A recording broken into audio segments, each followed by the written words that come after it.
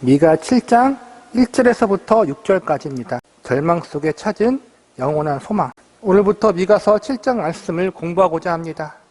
미가서 7장은 미가서의 마지막 장으로서 1장부터 6장까지의 내용들을 다시 한번 정리하며 하나님 백성들이 기억하고 명심해야 할 중요한 사항들을 요약해서 알려주는 장이라고 할 수 있습니다. 미가서 7장 전반부에서는 앞장에서 지속적으로 언급했던 하나님 백성들의 죄악을 이야기하며 이 죄악의 본질은 결국 인간이 가지고 있는 악함 때문임을 알려주고 있습니다. 즉, 죄인인 인간은 스스로를 구원할 수 없고 죄와 악함의 지배와 영향으로부터 벗어날 수 없기에 인간들에게는 희망을 찾을 수 없다는 것입니다. 이어지는 미가서 7장 중반부부터는 이렇게 희망이 없는 인간이지만 하나님이 적극적으로 개입하시면, 하나님이 은혜의 역사를 베푸시면 절망적인 상태에 있는 인간들에게도 희망이 있음을 알려주고 있습니다. 즉, 희망의 근원이 인간이 아니라 오직 하나님께만 있다는 사실을 알려주는 것이 7장 중반부의 내용입니다. 마지막으로 7장 후반부에서는 하나님 백성들을 향한 하나님의 특별한 사랑과 은혜에 대한 내용들이 기록되어 있습니다. 이 내용은 소선지서에서도 자주 등장하는 주제로서 택함받고 부름받은 하나님의 백성들에게 있어서 하나님의 징계가 언제나 사랑이 전제로 되어 있다는 것을 알려주고 있습니다. 하나님이 이스라엘 백성들의 죄악 때문에 그들을 징계하셨지만 이 징계는 정죄로서의 징계가 아니라 하나님의 백성들을 회개케 하고 새롭게 만들기 위한 사랑의 징계라는 사실을 알려주는 것이 7장 후반부의 내용인 것입니다. 이렇게 미가서 마지막 장인 7장은 지금까지 배웠던 내용, 1장부터 6장까지의 내용을 다시 한번 정리하면서 종국적으로 하나님이 어떠한 분이신지 알려주고 있습니다. 이스라엘 백성들이 믿는 하나님, 그들의 끊임없는 죄악과 불순종에도 불구하고 그들을 버리거나 포기하지 않으시고 한이없는 은혜와 사랑으로 고치시고 회복케 하시고 구원케 하시는 하나님이 어떠한 분인지를 알려주고 있는 것입니다. 오늘은 미가서 7장 전반부의 말씀을 공부하려고 합니다. 미가서 7장 전반부는 이스라엘 백성들의 죄악됨을 지적하고 있는데, 이는 궁극적으로 모든 인간들이 하나님 앞에 죄인이라는 사실을 알려주고 있는 내용이라고 할 수 있습니다. 죄인된 인간은 스스로를 구원할 수 없으며 결국 가만히 놔두면 영원한 멸망의 길로 갈 수밖에 없는 절망적인 존재임을 알려주고 있는 것입니다. 이스라엘 백성들의 죄악된 모습은 궁극적으로 모든 인간들의 모습을 대표하고 있습니다.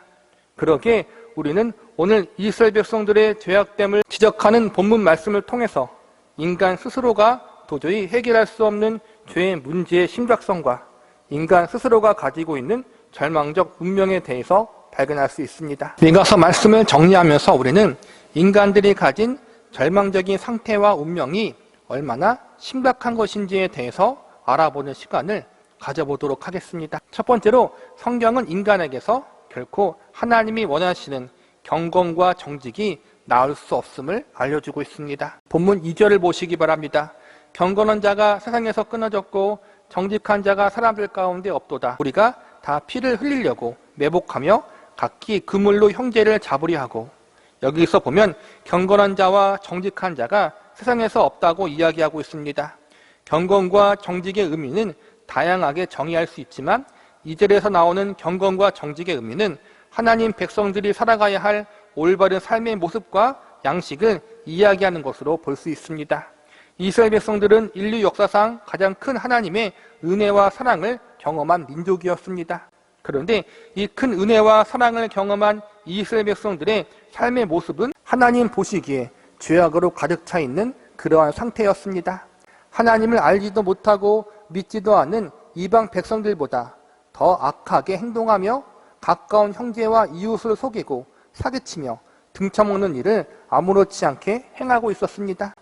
매복하여 그물로 형제를 잡으려 했다는 것은 아주 의도적으로 사람들에게 악을 행했다는 의미를 가지고 있는 것입니다. 이어지는 3절을 보시기 바랍니다. 두 손으로 악을 부지런히 행하는도다. 그 지도자와 재판관은 뇌물을 구하며 권세자는 자기 마음의 욕심을 말하며 그들이 서로 결합하나니. 여기서 보면 나라의 지도자들이 부지런히 악을 행했다고 나와 있습니다.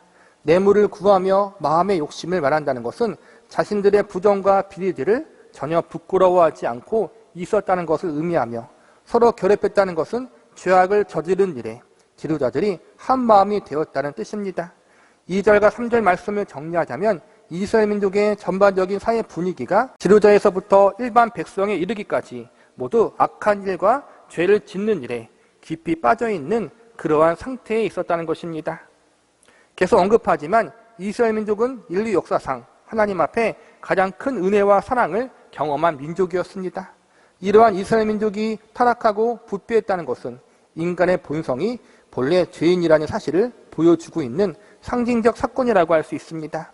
애굽에서의 놀라운 구원을 경험했고 광야에서 위대한 인도하심을 목격했으며 가나안 땅에서 크신 하나님의 역사와 일하심을 체험한 민족이 이스라엘 민족이었습니다. 이렇게 하나님을 가장 가까이서 가장 크게 경험한 이스라엘 민족조차 타락하고 부패했다면 다른 민족과 사람들 역시 죄의 영향으로부터 자유로울 수 없습니다. 미가서에 나타난 이스라엘 민족의 부패와 타락된 모습은 모든 인간이 가지고 있는 부패성과 죄악성을 보여주고 있는 가장 대표적인 예라고 할 수 있습니다. 하나님의 가장 큰 은혜를 경험했던 이스라엘 민족이 죄악의 자리에 빠졌다면 예외 없이 모든 인간들 역시 죄악의 자리에 빠질 수밖에 없는 존재임을 우리는 알아야 합니다. 믿지 않는 사람들만의 문제가 아니라 믿는 성도들도 이 문제 앞에서 자유로울 수 없습니다. 믿는 성도들은 하나님 앞에 거룩하고 순결해야 합니다. 그들의 삶이 항상 하나님의 뜻과 말씀에 순종하는 삶을 살아야 합니다. 하나님을 기뻐하고 그분을 즐거워하는 인생을 살아야 합니다. 그러나 아무도 하나님의 말씀과 뜻에 완전히 부합하는 삶을 살아가지 못하고 있습니다. 하나님의 정하신 기준에 합당한 믿음의 인생을 살지 못하고 있는 것입니다. 하나님 앞에 아무리 의롭게 살려고 발버둥 쳐도, 하나님의 뜻과 말씀대로 살려고 노력해도 결국 인간은 실패를 맛볼 수밖에 없는 그러한 존재들입니다. 하나님의 뜻과 말씀보다 죄가 주는 달콤한 유혹에 본능적으로 끌려가는 것이 인간의 본래의 모습인 것입니다. 인간에게서 하나님을 만족시킬 만한 경건과 정직이 나올 수 없다는 가르침은 결국 인간의 의지로는 그들의 삶을 변화시키거나 새롭게 할 수 없다는 것입니다. 인간 스스로가 그들의 인생을 책임질 수 없다는 것입니다. 그래서 인간에게 필요한 것은 죄인들을 새롭게 변화시킬 수 있는 존재입니다. 그 존재가 성경은 예수 그리스도라고 가르치고 있습니다. 우리는 예수님을 가리켜 구주라고 부릅니다. 구주라는 말 속에는 구원자와 주인이라는 의미가 포함되어 있습니다. 즉 예수님은 우리를 죄로부터 구원해 주시며 동시에 우리들의 인생의 주인이 되어 우리들의 인생을 책임지실 수 있는 분이라는 것입니다. 우리의 인생을 하나님 보시기에 합당한 자리에 이르게 하실 수 있는 유일한 분, 우리를 새롭게 변화시키시고 하나님의 형상을 닮아가는 성화된 인생을 살아갈 수 있도록 역사하실 수 있는 유일한 분은 예수님밖에 없다는 것입니다. 예수님이 우리 인생의 주인이 되시지 않는다면, 우리들의 삶을 주장하지 않으신다면 우리는 실패하고 넘어질 수밖에 없고 영원한 절망 속에 있을 수밖에 없습니다. 우리는 우리의 인생과 운명을 새롭게 바꿀 수 없고 죄의 문제를 해결할 수 없다는 사실을 알아야 합니다. 오늘의 말씀을 통해서 우리 인생을 영원히 붙잡으시고 책임지실 수 있는 분, 그분은 오직 예수님밖에 없다는 사실을 절실히 배울 수 있기를 바랍니다. 두 번째로, 성경은 인간에게서 결코 하나님이 원하시는 선함이 나올 수 없음을 알려주고 있습니다. 본문 4절을 보시기 바랍니다. 그들의 가장 선한 자라도 가시 같고 가장 정직한 자라도 찔레 울타리보다 더하도다. 그들의 파수꾼들의 날, 곧 그들 가운데 형벌의 날이 임하였으니 이제는 그들이 요란하리로다. 여기서 보니까 이스라엘 백성들 중에 가장 선한 자가 하나님 보실 때 가시와 같고 가장 정직한 자도 찔레 울타리보다 더하다고 나와 있습니다. 가시나 찔레나 모두 날카로움을 가진 식물의 특징을 이야기하고 있는 것입니다.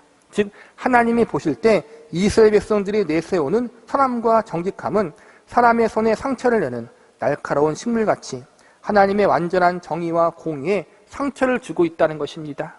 즉 이스라엘 백성들의 선함과 정직이 온전치 못하다는 것은 인간의 선함과 정직함이 하나님 보실 때에는 여전히 더럽고 문제가 많은 상태라는 것을 상징적으로 알려주고 있는 것입니다. 이 말씀은 우리 자신들이 죄인이기 때문에 우리 스스로 하나님이 원하시는 완전한 정의와 공의를 만들어낼 수 없다는 것을 알려주고 있는 것입니다.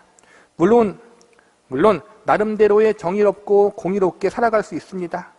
그러나 가장 큰 문제는 그 정의와 공의의 기준이 하나님의 기준에 부합하지 않은 데에 있습니다. 그래서 하나님이 내리신 처방이 무엇입니까? 파수꾼의 날, 형벌의 날이 임하게 하는 것입니다.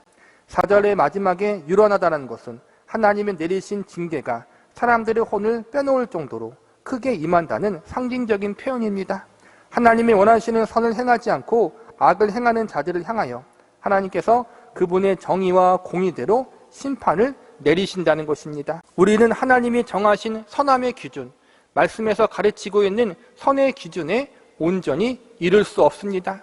하나님이 정하신 완전한 정의와 의의 기준에 부합할 수 없다는 것입니다. 왜냐하면 우리는 결국 죄인이기 때문입니다. 이러한 인간의 상태를 가장 잘 표현한 말씀 중 하나가 바로 이사야서 64장 6절과 7절의 말씀입니다. 제가 읽어드리겠습니다. 무릇 우리는 다 부정한 자 같아서 우리의 의는 다 더러운 옷 같으며 우리는 다 잎사귀같이 시들므로 우리의 죄악이 바람같이 우리를 몰아가나이다. 주의 이름을 부르는 자가 없으며 스스로 분발하여 주를 붙잡는 자가 없사오니 이는 주께서 우리에게 얼굴을 숨기시며 우리의 죄악으로 말미암아 우리가 소멸되게 하셨음이니이다. 여기서 보니까 이사야 선지자는 인간의 의가 하나님 보실 때 더러운 옷과 같고 마르고 시든 잎사귀 같다고 선언하고 있습니다. 마르고 시든 잎사귀가 바람에 저항하지 못하고 이리저리 나뒹굴듯이 우리 인간이 죄에 대해서 전적으로 무능력한 상태에 있다는 것을 알려주고 있습니다. 결국 인간들의 본능은 하나님을 부르거나 붙잡지 않고 모두 다 멸망의 길로 달려가고 있다고 가르쳐주고 있는 것입니다. 미가 선지자도 이사야 선지자와 동일하게 인간의 상태를 성경이 어떻게 가르치고 있는지를 우리에게 알려주고 있는 것입니다. 구약 말씀을 통해서 그리고 계속되는 미가서 말씀을 통해서 우리가 배워야 하는 가장 중요한 메시지와 교훈은 바로 이것입니다. 우리는 스스로를 의롭게 만들거나 하나님이 인정하시는 선을 만들어낼 수 없다는 것입니다. 그러므로 우리가 해야 할 일은 우리의 의가 되시고 선이 되시는 예수님을 절대적으로 의지해야 한다는 것입니다. 우리는 우리 자신을 의지해서는 안 되고 오로지 완전한 의가 되시는 하나님만 의지하는 사람들이 되어야 하는 것입니다. 믿는 성도들에게 있어서 의란 자기 자신의 열심과 헌신, 자기 희생에서 오는 것이 아니라 오로지 예수 그리스도를 근거로 하여 온다는 사실을 반드시 기억하고 있어야 합니다. 많은 사람들이 구약 시대에는 율법으로 말미암아 구원받았다고 오해를 합니다. 그러나 결코 아닙니다. 구약 시대에도 율법으로 구원을 받을 수 있는 사람은 아무도 없습니다. 왜냐하면 율법에서 정하고 있는 하나님의 선을 구약의 그 어떠한 사람도 완전하게 지키지 못했기 때문입니다. 그러므로 구약의 이스라엘 백성들도 자신들의 행한 공로나 의로 구원받는 것이 아니라 하나님의 은혜로 하나님이 주신 의로 말미암아 구원받을 수 있었습니다. 오늘날 우리 역시 하나님이 죄인들에게 허락하신 유일한 구원의 길인 예수 그리스도를 통해서만 그분의 대속의 공로와 은혜가 우리의 의가 되어야만 구원받을 수 있다는 사실을 잊지 말아야 합니다. 우리 모두는 예수님으로 말미암아 용서받은 죄인이요 의롭다 인정받은 죄인들입니다. 우리의 의를 의지하지 않고 오직 하나님이 우리에게 주시는 의만 의지할 수 있는 저와 여러분이 되시기를 바랍니다. 세 번째로 성경은 인간에게서 결코 하나님이 원하시는 화평과 평안이 나올 수 없음을 알려주고 있습니다. 본문 5절을 보시기 바랍니다. 너희는 이웃을 믿지 말고 친구를 의지하지 말며 내 품에 누운 여인에게라도 내 입의 문을 지킬지어다. 이 말씀은 현재 이스라엘 백성들의 상태를 상징적으로 보여주는 말로서 모든 이들이 악을 행하고 다른 이들을 적극적으로 속이고 거짓말하는 일이 많으니 절대로 사람을 믿거나 신뢰하지 말라는 것입니다. 이어지는 6절을 보시기 바랍니다. 아들이 아버지를 멸시하며 딸이 어머니를 대적하며 며느리가 시어머니를 대적하리니 사람의 원수가 곧 자기의 집안 사람이리로다. 이 말씀은 인간과 인간 사이에는 영원한 화평과 평안이 없다는 사실을 말해주고 있는 것입니다. 가장 가까워야 할 가족조차도 인간의 완전하지 못한 모습, 연약한 모습, 죄악된 모습, 이기적인 모습으로 인하여 서로 실망과 상처를 받고 불신하고 그러므로 서로 다투고 대적하며 갈등을 경험할 수밖에 없는 것입니다. 가장 가까운 이웃과 친구, 그리고 사랑하는 여인조차도 믿을 수 없고 가족조차 원수가 되는 그러한 상황이 지금 이스라엘 민족 가운데 일어나고 있습니다. 이는 그만큼 이스라엘 민족의 사회 가운데 믿음과 신뢰가 깨져 있는 상태요.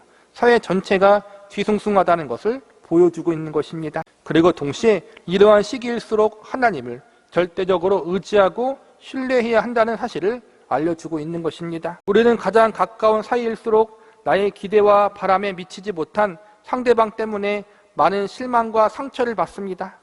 그래도 친구라서, 가족이라서, 배우자라서 내가 믿고 신뢰했는데 어떻게 나한테 이럴 수 있는가? 우리는 이렇게 나의 믿음에 대한 기대를 저버린 가까운 상대방 때문에 마음이 상합니다. 우리는 인간이기에 어쩔 수 없습니다.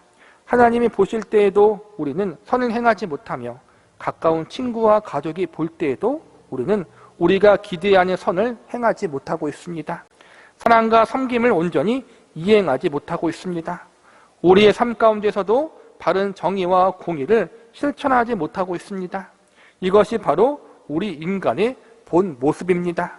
성경은 미가 선지자를 통하여 이러한 우리의 모습을 정확히 알려주면서 인간은 믿음의 대상이 아님을 가르쳐 주고 있습니다. 그리고 우리가 궁극적으로 믿고 의지해야 할 대상은 하나님과 예수님이라는 사실을 알려주고 있습니다. 인간이 평안과 화평을 위해서 노력하지만 결국 한계에 부딪힐 수밖에 없습니다. 많은 사람들은 20세기가 되면 이 세상이 유토피아가 이루어질 것이라고 기대했습니다.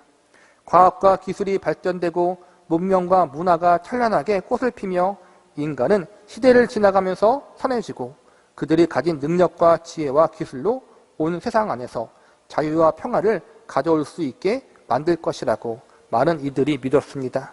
그런데 이러한 사람들의 기대와는 달리 19세기 말과 20세기 초는 세계 1차 그리고 2차 전쟁으로 인해 수많은 나라들이 고통당하고 수많은 사람들이 생명을 잃어버렸습니다. 21세기를 살아가는 오늘날은 어떻습니까? 과거보다 더 많은 전쟁의 위협, 나라와 나라 간의 갈등, 민족과 민족 간의 갈등, 사상과 이념의 갈등, 종교와 종교 간의 갈등을 겪으면서 살아가지 않습니까? 결국 이러한 역사적인 사실을 바라보건대 인간은 인간 스스로 완전한 화평과 평안을 만들어낼 수가 없습니다.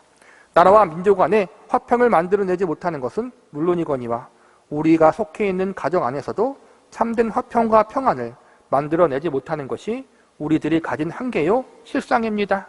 그래서 우리는 우리 자신을 의지하지 말고 참된 화평과 평안의 주인 되시는 하나님을 의지해야 하는 것입니다. 인간이 만든 화평과 평안은 임시적인 것입니다. 그 임시적인 화평과 평안도 늘 흔들거리고 깨져버릴 수 있습니다. 상황과 환경에 따라서 우리는 늘 갈등과 다툼을 경험합니다. 한 사회 안에서도 한 가정 안에서도 우리는 우리 스스로 결단코 화평과 평안을 만들어낼 수 없습니다. 이러한 아픔과 고통, 이러한 실망과 배신을 경험할 때일수록 우리는 낙심하지 말고 이러한 사건들을 통해서 우리가 영원히 의지하고 섬기고 믿어야 할 분은 오직 하나님 한 분이심을 진정으로 깨달을 수 있는 기회로 삼아야 합니다. 말씀을 정리하겠습니다. 미가서 7장 전반부 말씀에서는 이스라엘 백성들의 죄악된 모습을 통해서 궁극적으로 모든 인간들의 모습 역시 하나님 보실 때 죄악 가운데 있다고 알려주고 있습니다. 미가서 말씀을 통해서 우리는 인간에게서 하나님이 원하시는 경건과 정직, 화평과 평안, 그리고 선함이 결코 나올 수 없음을 배웠습니다. 정리하자면 우리 인간들이 가진 상태가 아주 심각하고 절망적이라는 것입니다. 이러한 절망적인 상태를 미가서 7장의 시작에서부터 이렇게 표현하고 있습니다. 1절을 보시기 바랍니다.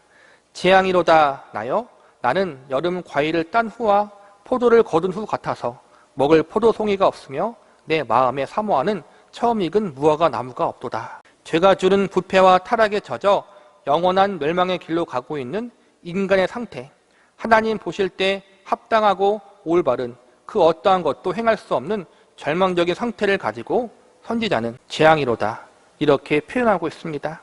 하나님의 완전하시고 온전하신 눈으로 볼 때 우리 인간들의 모습이 재앙을 만난 상태와도 같다는 것입니다. 실제로 보니까 포도나무와 무화과 나무에서 열매가 없다고 나와 있습니다.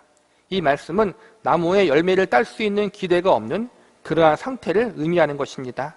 열매가 없는 나무에서 그 어떠한 것도 기대할 수 없는 것처럼 인간의 인생 속에서 하나님이 만족하실 만한 그 어떠한 좋은 것도 찾을 수가 없다는 것입니다. 하나님이 기대하시고 원하시는 의의 열매, 하나님 백성들이 마땅히 가져야 할 경건과 정직, 화평과 평안, 그리고 선함의 열매가 하나님 백성들 가운데 도저히 발견할 수 없다는 것입니다. 그래서 하나님이 분노하시며 재앙이다라고 말하면서 이들을 심판하시겠다는 것이 오늘 우리가 배운 미가서 7장 전반부의 내용인 것입니다. 정의와 공의, 하나님께서 하나님 백성들에게 마땅히 있어야 할 의의 열매들이 없기에 그들을 심판하실 수밖에 없다는 것입니다. 이러한 상태에서는 이스라엘 백성들도 그리고 모든 인간들도 하나님의 준엄한 심판에서부터 건진받을 만한 그 어떠한 희망을 찾을 수 없습니다. 이대로 가다간 그대로 영원한 멸망을 당할 운명에 처해 있습니다. 그러나 다행인 것은 미가서 7장 말씀이 6절에서 끝나지 않고 20절 말씀까지 이어지고 있다는 것입니다. 특별히 1절부터 6절의 어둡고 암울한 말씀, 죄의 지적과 인간들의 상태를 알려주시는 부정적인 말씀이 끝난 후 바로 7절에서는 희망적인 메시지가 나옵니다. 본문 7절을 보시기 바랍니다. 오직 나는 여호와를 우러러보며 나를 구원하시는 하나님을 바라보나니 나의 하나님이 나에게 귀를 기울이시리로다. 7절 말씀이 없이 6절에서 말씀이 끝났다면 얼마나 절망적입니까? 그러나 7절 말씀을 통해서 그리고 앞으로 20절까지 이어지는 말씀 때문에 우리는 절망하지 않고 소망을 가질 수 있습니다. 왜냐하면 하나님이 우리의 소망자로 등장하기 때문입니다. 7절에 보면 오직 하나님만을 우러러보고 바라본다고 나와 있습니다. 인간에게 희망이 없는 것은 안타깝지만 인간에게서 희망이 없기 때문에 하나님에게 눈을 돌려 참 소망 되시는 하나님, 구원의 하나님을 바라보고 의지하는 자리로 가야 한다는 것입니다. 우리는 우리 자신들을 바라볼 때 절망할 수밖에 없습니다. 우리가 처한 환경과 상황을 바라볼 때 낙심할 수밖에 없습니다. 그러나 그 절망과 낙심이 우리로 하여금 하나님을 바라보게 만든다면 우리의 절망과 낙심은 소망으로 변할 수 있습니다. 미가서 말씀의 핵심 주제는 인간에게 소망이 없기 때문에 우리는 영원한 소망이신 하나님을 바라봐야 한다는 것입니다. 영원한 소망이신 하나님이 우리를 위해서 메시아 대신 예수 그리스도를 준비하여 주셨습니다. 영원한 절망과 낙심, 소망 없이 살아가는 죄인들에게 가장 필요한 것은 구원의 근원이시요 소망의 근원 되시는 예수 그리스도십니다. 우리는 그것을 몰랐지만 하나님은 알고 계셨습니다. 그래서 하나님은 죄인들에게 가장 필요한 예수 그리스도를 예비하시고 마침내 인간들을 위해서 이 땅에 보내십니다. 우리가 배운 미가서 말씀의 결론은 인간에게서 소망을 찾을 수 없고 오직 하나님에게서만 소망을 찾을 수 있다는 것입니다. 하나님이 소망 없는 우리를 위해 준비하신 예수 그리스도가 우리의 소망이라는 사실을 알려주고 있는 것입니다. 우리의 현실, 우리의 삶, 우리의 운명을 생각하면 답답하고 아무런 소망을 찾을 수 없습니다. 그러나 우리는 이러한 답답하고 절망적인 현실로 인하여 나를 의지하거나 세상을 신뢰하지 않고 오로지 하나님과 예수님을 의지하는 자리, 그분을 신뢰하는 자리로 나아갈 수 있는 기회를 얻었습니다. 절망이 절망으로 끝나지 않는 이유, 하나님과 예수님 때문에 새로운 소망을 품을 수 있기 때문입니다. 예수님이 우리의 영원한 소망이요 구원자라는 사실 때문에 희망을 가질 수 있습니다. 세상의 다른 것으로 말미암아 소망을 찾지 마시고 오직 영원하신 하나님과 예수님으로 말미암아 참된 소망을 찾을 수 있는 저와 여러분이 되시기를 바랍니다. 미가 7장 7절에서부터 13절까지입니다. 나의 빛 되시는 하나님. 지난 시간에는 절망 속에 찾은 영원한 소망이라는 제목으로 말씀을 공부했습니다. 미가서 7장은 미가 선지서의 마지막 장으로 1장부터 6장까지의 내용을 다시 한번 정리하며 하나님 백성들이 알아야 할 중요한 교훈들을 알려주고 있는 장입니다.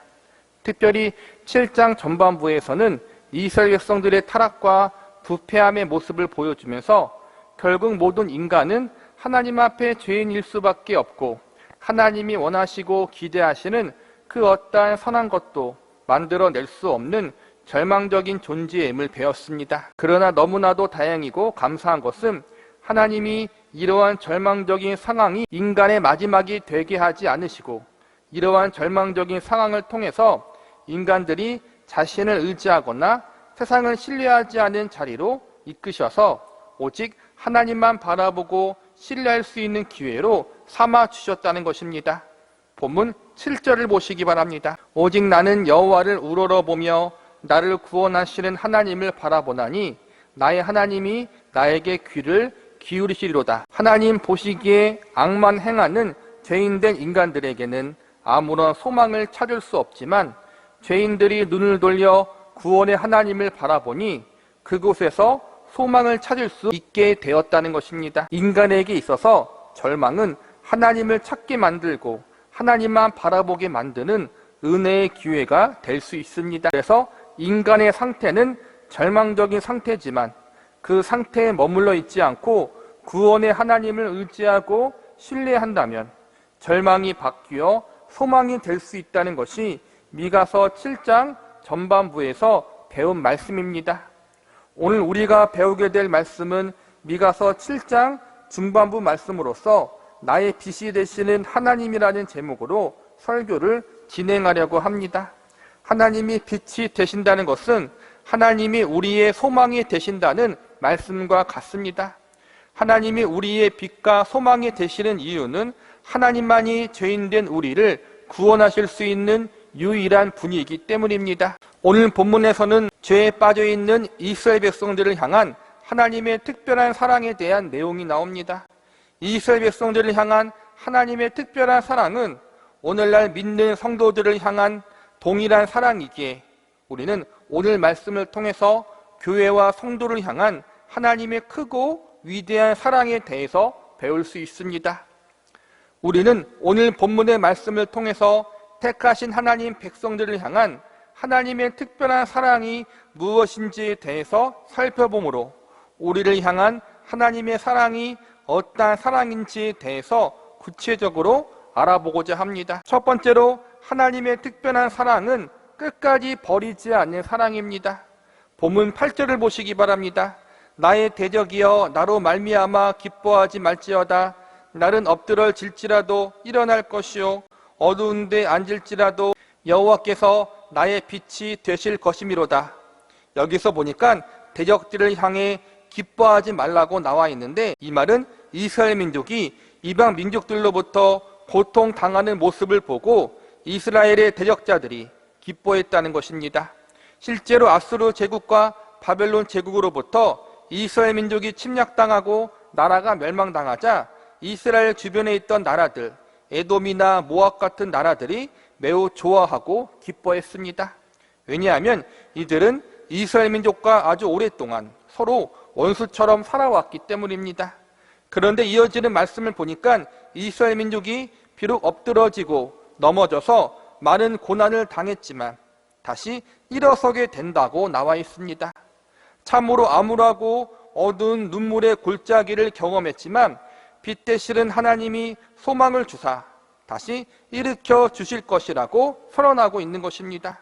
즉 하나님이 넘어짐의 자리, 고통의 자리에서 다시 일으켜 세워주실 것이기 때문에 원수를 보고 기뻐하지 말라는 것입니다. 이어지는 구절을 보시기 바랍니다. 내가 여호와께 범죄하였으니 그의 진노를 당하려니와 마침내 주께서 나를 위하여 논쟁하시고 심판하시며 주께서 나를 인도하사 광명에 이르게 하시리니 내가 그의 공의를 보리로다.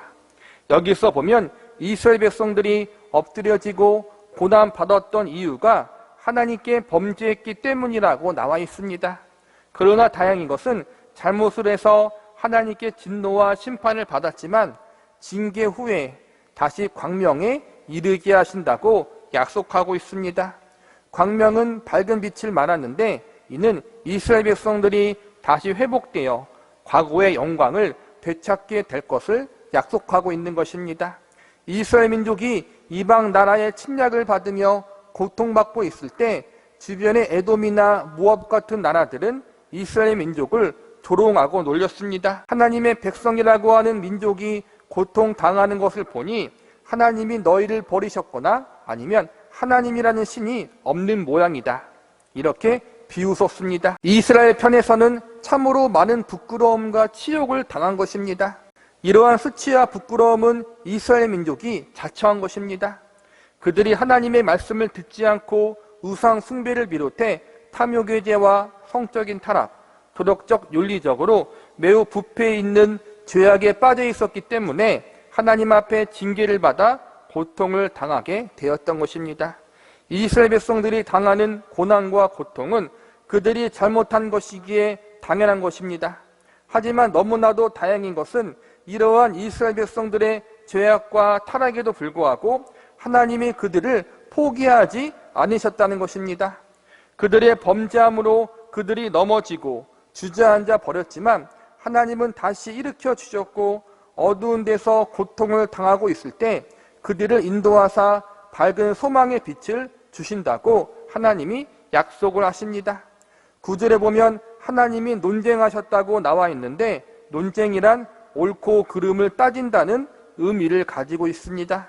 즉, 이 말씀은 범죄한 이스라엘 백성들을 버리거나 포기하지 않으시고 그들과 옳고 그름을 끝까지 따져서 마침내 이스라엘 백성들 입에서 제가 잘못했습니다라는 말이 나오도록 만드신다는 것입니다. 즉, 논쟁하다라는 말씀 속에는 하나님이 지속적으로 범죄한 이스라엘 백성들을 끝까지 버리지 않으시고 그들을 계속해서 붙들겠다는 의미를 담고 있는 것입니다.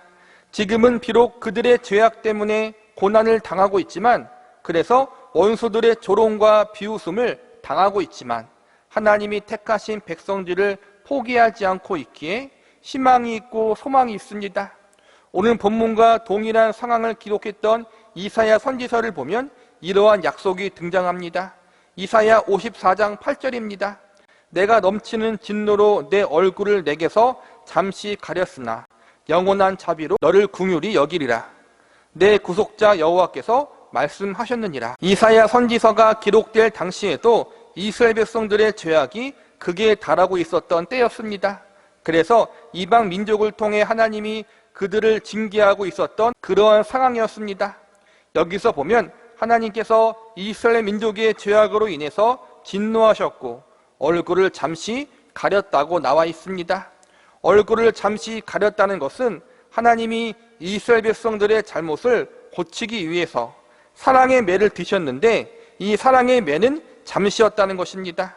그리고 이어지는 말씀을 보면 영원한 자비로 너희를 긍휼하게 여긴다고 나와 있습니다. 즉, 하나님의 진노, 사랑의 매는 잠시지만 하나님의 자비와 사랑은 영원하다는 것입니다.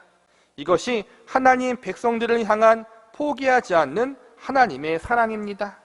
구약의 이스라엘 백성들뿐만 아니라 오늘날 저와 여러분을 향해서도 하나님은 동일한 사랑, 포기되어지지 않는 사랑으로 우리를 둘러싸고 계십니다.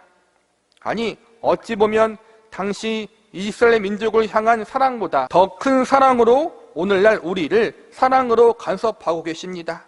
왜냐하면 우리에게는 예수 그리스도의 사랑이 더해져 있기 때문입니다. 그래서 사도 바울은 고린도후서 5장 14절에 이렇게 선포합니다. 그리스도의 사랑이 우리를 강건하시는도다. 하나님의 가장 귀한 독생자 예수님이 우리를 사랑하사 우리를 죄악의 저주와 멸망으로부터 건져내기 위하여 그분의 생명을 십자가에서 내어주셨습니다. 우리의 구원, 우리의 생명은 예수님의 생명과 맞바꾸어진 구원이고 생명입니다. 그러기에 하나님은 우리를 절대로 버리거나 포기하지 않으십니다. 우리의 연약함과 죄악스러움에도 불구하고 우리를 버리지 않으시고 포기하지 않으사 끝까지 붙잡으시고 책임지십니다. 이것이 이스라엘 백성들을 향한 하나님의 사랑이고 우리를 향한 하나님 아버지의 포기되어지지 않는 특별한 사랑인 것입니다. 이 하나님의 위대하고 영원한 사랑이 지금 우리에게 부어지고 있고 앞으로도 영원토록 함께할 것이라는 사실을 믿으시기 바랍니다. 두 번째, 하나님의 특별한 사랑은 마침내 회복시키는 사랑입니다. 본문 11절을 보시기 바랍니다. 내 성벽을 건축하는 날, 곧 그 날에 지경이 넓어질 것이라. 이스라엘 백성들의 모든 성읍은 아스루와 바벨론 제국의 침략으로 말미암아 무너지게 됩니다. 그런데 11절에 보면 성벽을 건축하고 지경이 넓어질 것이라고 나와 있습니다. 이는 이스라엘 백성들의 회복에 대한 약속이라고 할 수 있습니다. 이어지는 12절을 보시기 바랍니다. 그날에 아스루에서 애굽 성읍들에까지, 애굽에서 강까지, 이 바다에서 저 바다까지, 이 산에서 저 산까지의 사람들이 내게로 돌아올 것이나.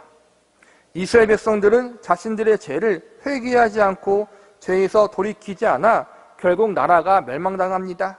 그래서 모든 성읍들이 무너지고 남은 이들은 모두 머나먼 이방 나라에 포로로 끌려가게 됩니다. 그런데 하나님이 11절에서는 무너진 성벽을 건축하게 하시고 12절에서는 다시 돌아오게 될 것이라고 말씀하고 있습니다. 이 말씀은 포로 생활을 끝마치고 다시 약속의 땅 가나안 땅으로 돌아올 수 있도록 하나님이 은혜를 내려주신다는 약속인 것입니다. 하나님의 백성도 이방 백성처럼 범죄할 수 있고 죄악의 자리에 빠질 수 있습니다. 그래서 하나님 앞에 심판과 징계를 받을 수 있습니다. 그러나 하나님 백성들의 특별한 점은 그들에게는 영원한 저주와 멸망은 없다는 것입니다. 그들을 향한 심판은 잠시 동안만의 심판입니다.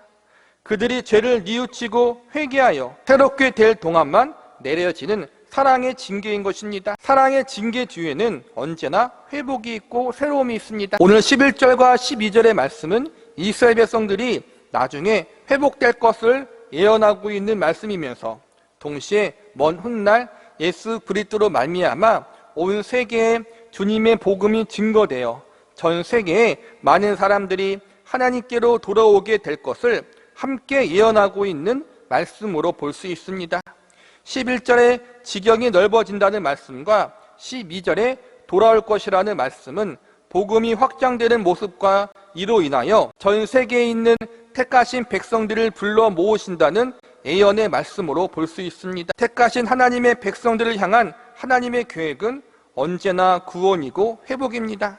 하나님의 백성들이 바다 끝에 있을지라도 하나님은 거기까지 가셔서 그들을 건져내시고 구원해 내실 것입니다. 악한 자리, 죄악된 자리에 있을지라도 사랑의 매를 때려서라도 반드시 그 자리에서 건져내시는 분이 하나님이십니다. 회개를 안 하면 할 때까지 사랑의 매를 멈추지 않으실 것입니다. 우리가 고집 부려도 하나님의 고집은 이길 수 없습니다. 왜냐하면 하나님의 고집은 영원하기 때문입니다. 하나님의 고집은 우리를 하나님의 백성으로 삼는 것으로 끝나지 않고 우리가 하나님의 형상과 예수 그리스도의 장성한 분량에 이르는 자리까지 가기를 원하고 계십니다. 그 자리에 우리가 이를 때까지 하나님은 포기하지 않으시고 우리를 향하여 영원한 고집과 열심을 내시며 우리를 이끄실 것입니다. 그러니 우리는 더 이상 고집 부리지 말고 하루라도 빨리 하나님 앞에 항복해야 합니다.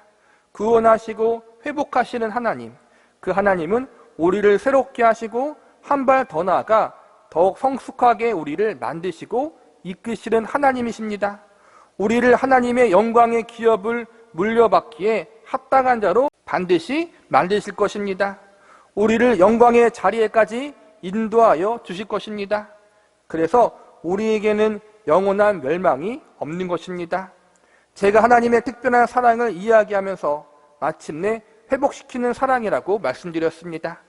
제가 마침내라는 표현을 쓴 것은 하나님 편에서 우리를 지속적으로 연단하시고 훈련시켜서 우리를 하나님이 원하시고 기대하시는 수준의 자리에까지 인도하시고 지도하시는 열심을 표현한 말입니다. 마침내 회복시키는 사랑은 하나님이 포기하지 않으시고 열심을 내어 저와 여러분의 성숙의 자리, 성화의 자리로 이끄신다는 것입니다. 사랑과 회복의 주도권이 인간에게 있는 것이 아니라 하나님께 있는 것입니다. 히브리서 12장 11절에서부터 13절의 말씀을 제가 읽어드리겠습니다.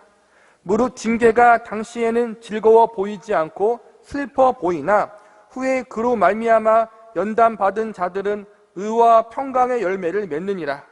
그러므로 피곤한 손과 연약한 무릎을 일으켜 세우고 너희 발을 위하여 곧은 길을 만들어 저는 다리로 하여금 어그러지지 않고 고침을 받게 하라.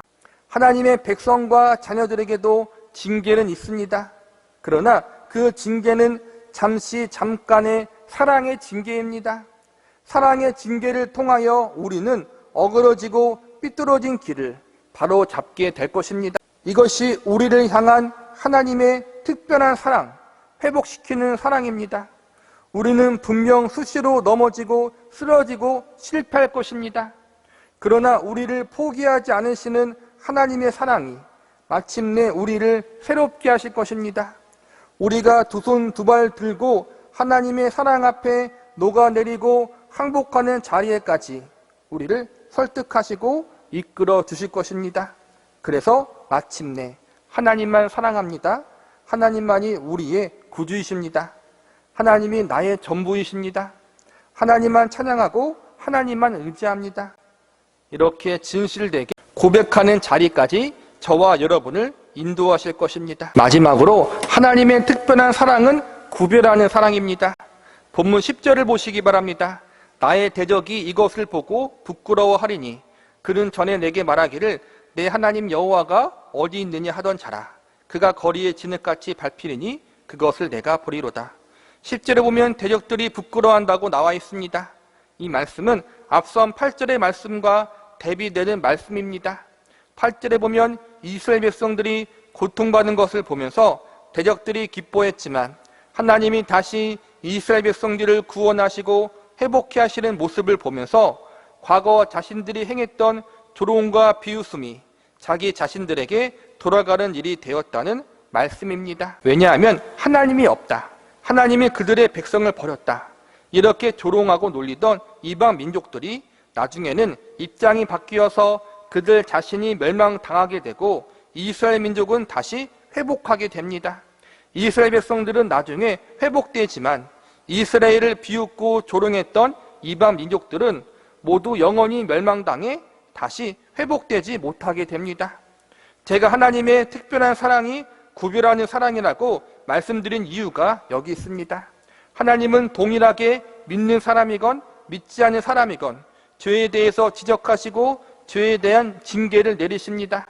하나님의 백성이건 이방 백성이건 죄를 짓고 회개하지 않으면 심판하십니다. 그런데 다른 것이 하나 있는데 하나님의 백성에게 있어서 심판은 일시적인 심판이요 영원한 심판이 아니라는 것입니다. 일시적인 심판이라는 것은 잘못한 것을 뉘우치고 잘못한 것에서부터 돌이키게 하기 위한 사랑의 매로서의 성격을 가지고 있습니다. 오늘 마지막 말씀인 본문 13절을 보시기 바랍니다. 그 땅은 그 주민의 행위의 열매로 말미암아 황폐하리로다. 그 땅의 그 주민들은 이스라엘 백성들이 아닌 이방 민족들, 특별히 이스라엘 백성들을 괴롭혔던 나라들을 이야기하고 있는 것입니다. 이들은 그들이 행한 죄악대로 심판받아 황폐케 된다고 말씀하고 있습니다. 여기서 보면 이방 민족과 하나님의 백성인 이스라엘 민족을 대하는 하나님의 심판의 성격이 다르다는 것을 발견하게 됩니다. 하나님 백성을 향한 하나님의 심판은 고치시고 새롭게 하기 위한 심판인 반면 이방 백성을 향한 하나님의 심판은 사랑의 매나 사랑의 징계로서의 성격이 아니라 그들이 행한 대로 그들의 죄악대로 가감없이 내리는 정죄의 심판입니다.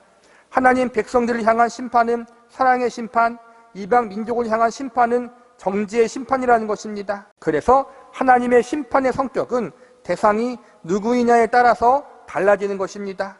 이것을 저는 구별하는 사랑이라고 표현했습니다. 친자식을 향한 부모의 사랑과 옆집 아이에 대한 부모의 사랑은 다를 수밖에 없습니다. 하나님의 백성들은 하나님의 친자녀들이고 이방 민족은 친자녀들이 아닙니다. 하나님이 하나님 백성들과 백성이 아닌 자들을 구별하신다는 것은 다른 말로 차별하신다라고 말할 수도 있습니다. 하나님이 차별하신다는 것에 대해서 어떤 사람들은 불평을 터뜨릴 수 있습니다. 하나님의 차별은 정의롭지 못하고 공의롭지 못하다고 주장할 수 있습니다. 때에 따라 상황에 따라 자기 사람들만 챙기는 나쁜 분으로 여길 수도 있습니다. 우리는 이러한 주장을 통해 인간의 한계성과 죄악성을 발견할 수 있습니다. 성경에서 말하는 정의와 공의는 하나님이 곧 정의요 공의라는 것입니다. 하나님이 정하신 것, 하나님이 기준으로 삼으신 것, 하나님의 말씀과 뜻이 곧 정의요 공의입니다. 하나님이 선이라고 말씀하시는 것이 선이고 하나님이 죄라고 정하신 것이 곧 죄입니다. 그런데 인간의 특징이 무엇입니까? 하나님이 선이라고 말씀하신 것에 이의를 제기하고 하나님이 죄라고 여기는 것을 죄가 아니라고 주장한다는 것입니다. 인류 가운데 죄가 들어온 이유가 무엇입니까? 선악의 기준이 하나님이라는 사실에 아담과 하와가 이의를 제기하고 반기를 들었기 때문입니다. 하나님이 아니라 내가 선악의 기준이 된다는 불순한 마음을 먹었기 때문에 결국 죄가 생기게 된 것입니다. 본문 9절을 다시 보시기 바랍니다.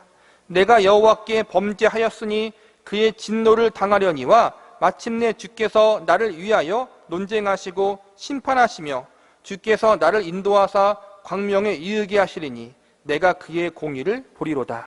9절 마지막에 보면 내가 그의 공의를 보리로다라고 나와 있습니다. 여기서 나오는 공의는 우리가 생각하는 공의와 다릅니다. 하나님이 하나님 백성들을 살리시는 것이 곧 공의라는 말입니다.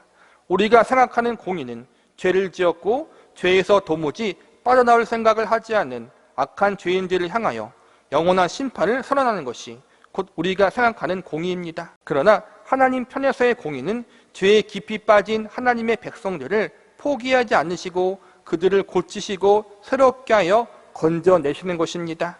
자국민 우선주의라는 말이 오늘날 같은 시대에 좋은 말이 아닐 수 있습니다. 그러나 하나님에게 있어서 하나님의 백성과 자녀가 최우선입니다. 하나님 백성과 자녀들은 어떻게 해서든지 고치시고 새롭게 하시는 것이 하나님의 정의요 공의입니다. 반면 하나님을 거절하고 불신하는 자들에게는 그들이 행한 대로 갚아주시는 것, 이것이 하나님의 정의이고 공의입니다. 우리는 아무도 하나님이 하나님 백성과 자녀들을 우선시하는 것에 대해서 불평하지 못합니다. 왜냐하면 이를 위해서 예수님이 친히 그분의 생명을 내어주심으로 완전한 정의와 공의를 충족시켰기 때문입니다. 우리를 향한 하나님의 사랑은 이처럼 그분의 가장 소중한 독생자이신 예수 그리스도의 생명을 내어주시기까지 한 사랑, 세상의 그 어떠한 사랑보다 위대하고 특별한 사랑이라는 사실을 기억하시기 바랍니다. 말씀을 정리하겠습니다. 오늘은 나의 빛 되시는 하나님이라는 제목으로 말씀을 공부했습니다. 하나님이 우리의 빛 되신다는 말씀은 하나님만이 우리의 유일한 소망이라는 의미를 가지고 있습니다. 하나님이 우리의 유일한 소망이 되시는 것은 우리를 향한 하나님의 특별한 사랑이 있기 때문입니다. 우리를 향한 하나님의 특별한 사랑은 영원히 포기되어지지 않은 사랑이요 살리시고 회복케 하시는 사랑입니다. 그리고 언제나 주의 백성과 자녀들에게 사랑을 근거로 하여 대하시는 하나님 아버지의 사랑입니다. 하나님 백성들을 포기하지 않는 하나님의 영원한 사랑, 죄의 길로 빠져드는 하나님 백성들을 버리지 않으시고 반드시 그 길에서 건져내시고 구원해내시는 하나님의 열심 있는 사랑이 바로 우리를 향한 하나님 아버지의 특별한 사랑인 것입니다. 미가서 말씀은 심판의 내용으로 끝나지 않고 회복의 말씀으로 끝이 납니다. 이는 결국 하나님 백성을 향한 하나님의 관심과 사랑이 그만큼 크다는 사실을 배울 수 있습니다. 믿는 우리들도 세상 사람들과 동일하게 세상에서 많은 죄와 잘못을 저지릅니다. 그러나 그럼에도 불구하고 하나님의 특별한 사랑이 있기에 우리는 용서받을 수 있고 새로운 인생을 살아갈 수 있는 기회를 얻을 수 있습니다. 여기에 우리 그리스도인들의 희망이 있습니다. 믿지 않은 자들에게 하나님의 보좌는 심판의 보좌입니다.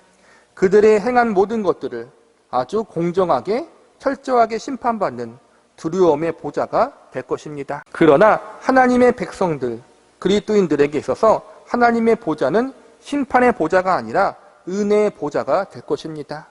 법대로가 아니라 은혜대로 우리를 대하실 것입니다. 이것이 하나님 백성들의 특별한 은혜인 것입니다. 그렇다고 해서 하나님이 불공정한 분이거나 정의롭지 않는 분이 아닙니다. 왜냐하면 하나님 백성들에게 은혜를 내려주시기 위해서, 법이 아니라 사랑으로 대해주시기 위해서 하나님께서 그분의 전부를 내어주셨기 때문입니다. 우리를 법이 아니라 사랑으로 대해주시기 위해서 그분의 독생자이신 예수 그리스도를 십자가에 내어주셨습니다.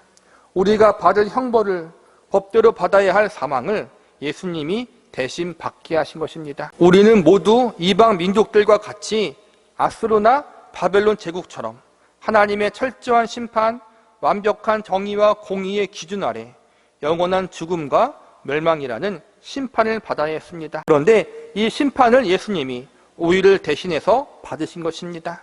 그러므로 우리는 이제 예수님 때문에 하나님의 철저한 법대로의 심판이 아니라 사랑과 은혜의 법대로 심판을 받게 됩니다. 이것이 복음이요, 이것이 우리 그리스도인들이 가지고 있는 중요한 믿음인 것입니다. 창조주 하나님, 만왕의 왕 하나님이 우리를 위해 모든 것을 내어주셨습니다. 그분이 우리를 죄에서 건져내셨고 죄의 영원한 저주로부터 구원해 주셨습니다. 그리고 한 발 더 나아가 구원받은 자로서 믿음으로 인생을 살아갈 수 있도록, 성숙하고 성화된 삶을 살아갈 수 있도록 성도들의 삶을 계속해서 사랑으로 간섭하시는 은혜를 내려주셨습니다. 또한 이 세상에서의 생이 끝날 때까지 우리와 영원히 함께하사 영화로운 존재, 천국의 기업을 물려받은 존재로 살아가도록 축복해 주셨습니다. 이 하나님 앞에 우리가 더 이상 무엇을 바라고 요구할 것이 있겠습니까? 우리를 위해서 세상에서 가장 좋은 것들, 유익한 것들, 선한 것들을 주신 하나님께 감사와 찬양과 영광을 돌리시기 바랍니다. 무엇보다 이 세상의 그 어떠한 피조물들도, 심지어 천사들도 경험해 보지 못한 하나님의 특별한 사랑이 우리에게 부어졌다는 사실을 기억하면서 이 하나님 앞에 여러분, 우리 역시 우리의 마음과 정성으로, 우리의 관심과 사랑으로 응답할 수 있기를 바랍니다. 겸손히 하나님만 바라보며 나의 주인이요 왕 대신 하나님 안에서 기뻐하며 그분의 말씀대로 순종하며 하나님의 백성과 자녀답게 믿음으로 인생을 살아갈 수 있는 저와 여러분이 되시기를 바랍니다. 미가 7장 14절에서부터 17절까지입니다. 구원의 하나님이 베푸시는 은혜. 오늘은 구원의 하나님이 베푸시는 은혜라는 제목으로 말씀을 공부하고자 합니다. 미가서를 포함하여 대부분의 소선지서 말씀을 살펴보면 그 내용이 참으로 어둡고 암울하다는 사실을 발견합니다. 왜냐하면 소선지서의 내용 대부분이 죄의 지적과 심판에 대한 이야기이기 때문입니다. 그런데 이렇게 어둡고 암울한 이야기 속에서 하나님의 백성들은 절망하지 않고 소망을 발견할 수 있습니다. 그 소망의 내용은 하나님의 백성들이 패역하고 부패한 자리에 있지만 그럼에도 불구하고 하나님이 하나님의 백성들을 포기하지 않고 그들을 고치고 새롭게 하신다는 것입니다. 미가서 강해 설교도 오늘을 포함하여 다음 시간 이렇게 2시간만 공부하면 끝이 나게 됩니다. 우리는 오늘을 포함하여 다음 시간 이렇게 남은 2시간 동안 죄악에 깊이 빠진 하나님 백성들을 포기하지 않으시고 죄악의 자리에서 구원해 내시는 하나님의 은혜에 대한 말씀을 공부하고자 합니다. 오늘 본문의 말씀은 이스라엘 백성들의 구원과 회복에 대한 약속의 말씀이 기록되어 있습니다. 이스라엘 백성들은 하나님 앞에 범죄함으로 징계받아 나라가 멸망당하고 남은 백성들이 포로로 끌려가는 큰 고통을 당하게 됩니다. 그러나 이 고통은 영원한 고통이 아니라 잠깐 당하는 사랑의 징계였습니다. 사랑의 징계를 경험한 이스라엘 백성들은 하나님의 때에 반드시 회복되어지고 돌아오게 될 것입니다. 이것은 개인적인 확신이 아니라 하나님이 직접 하신 약속입니다. 하나님은 그들을 새롭게 하시고 회복해 하사 포로된 자리에서 돌아올 수 있도록 은혜의 역사를 내려주신다고 약속하고 계십니다. 포로된 자리에서 돌아올 수 있도록 역사하신다는 것은 이스라엘 민족의 육적인 회복과 구원을 이야기하는 것이면서 동시에 그들의 영적인 상태 역시 하나님의 백성이라고 불리우기에 전혀 부끄럽지 않는 그러한 자리까지 이끌어 주신다는 의미도 함께 포함되어 있다고 할 수 있습니다. 육신만 구원해 주신 것이 아니라 영적으로도 회복케 하사 하나님을 영화롭게 하는 백성으로 우뚝 설 수 있는 은혜를 내려주신다는 것입니다. 이 말씀은 오늘날 우리에게도 동일하게 적용됩니다. 하나님은 우리를 단순히 구원하시는 것으로 끝나지 않으시고 구원받은 주의 성도들이 하나님 백성으로서 합당한 자리에 이를 수 있도록 그들이 성숙한 자리에까지 이끌어주시는 하나님이십니다. 즉 구원하신 하나님이 성화의 자리에까지도 이를 수 있도록 역사하신다는 것입니다. 하나님 백성의 구원과 성화의 문제는 자연스럽게 하나님 백성들의 삶과 매우 밀접한 관련이 있습니다. 왜냐하면 하나님은 하나님 백성들의 삶을 간섭하시고 섭리하심으로 구원과 성화의 역사를 이루어 나가시기 때문입니다.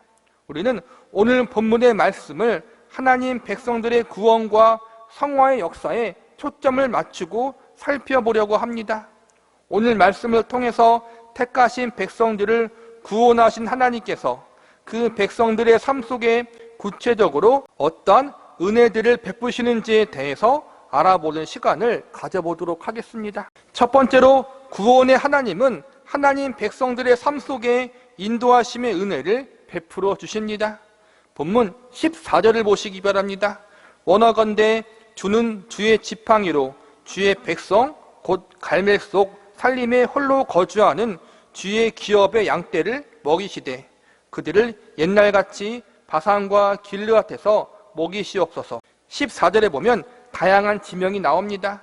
갈멜 속 살림 그리고 바산과 길르앗이라는 지명이 나오는데 이곳은 풍성한 목초지로서 가축을 키우기에 매우 적합한 땅입니다.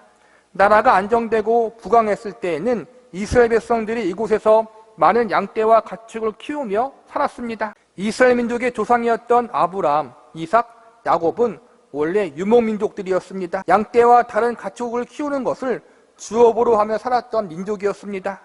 가나안 땅에 정착해서는 농사를 주업으로 지으며 살았지만 목축업도 매우 크고 활발하게 진행했습니다. 특별히 이스라엘 백성들은 양떼를 키우는 일을 많이 했습니다.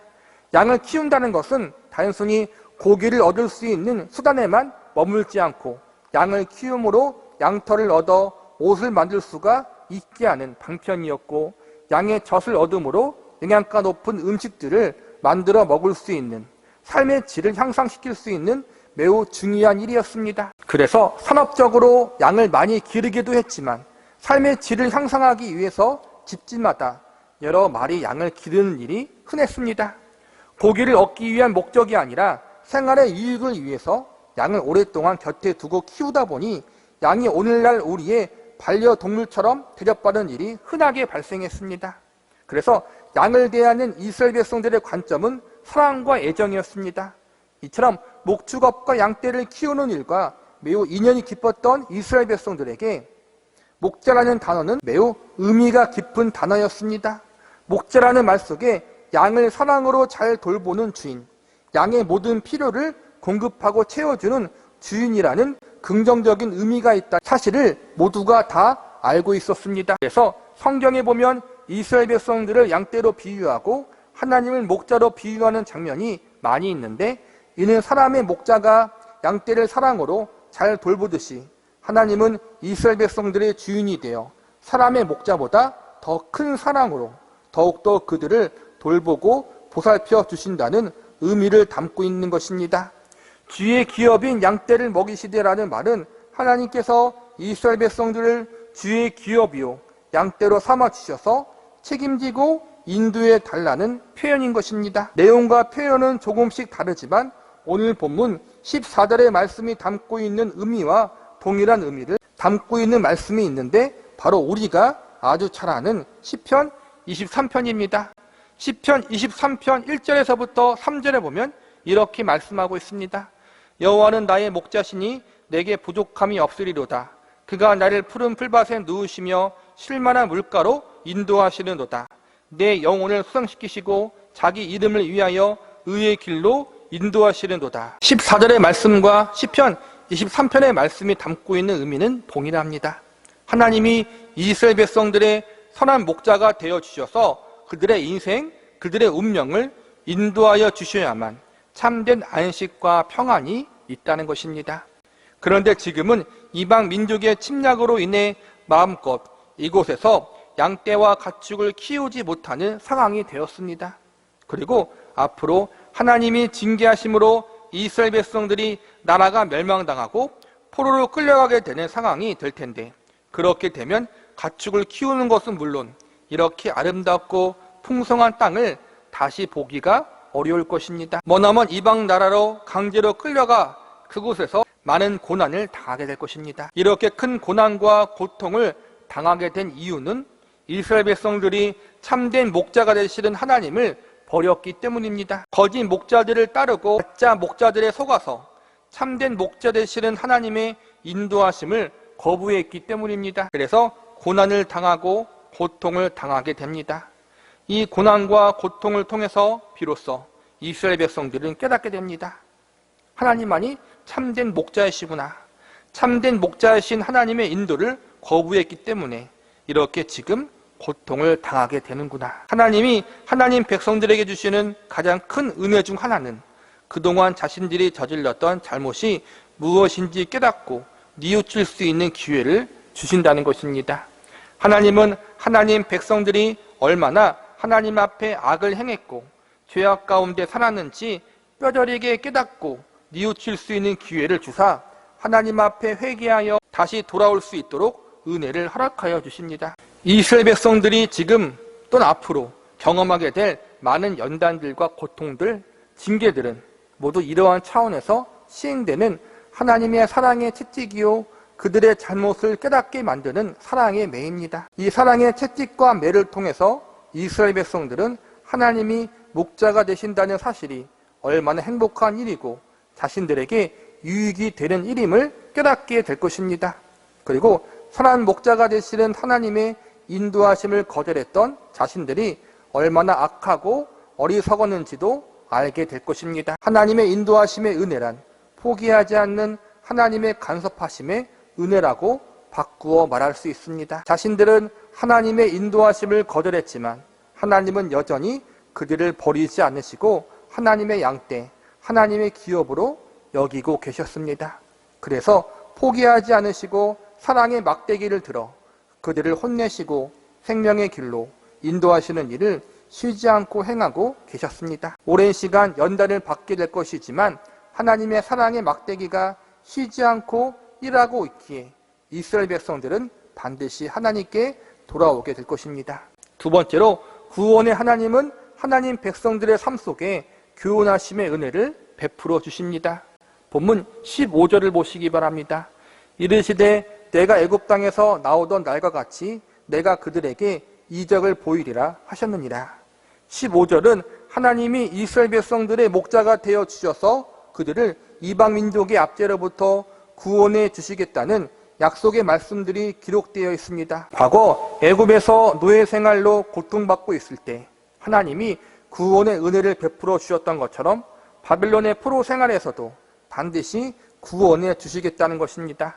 그런데 여기에서 매우 중요한 것이 있습니다. 하나님이 바벨론의 포로 생활에서 자유를 약속하셨지만 먼저 그들이 배워야 할 교훈이 있었습니다.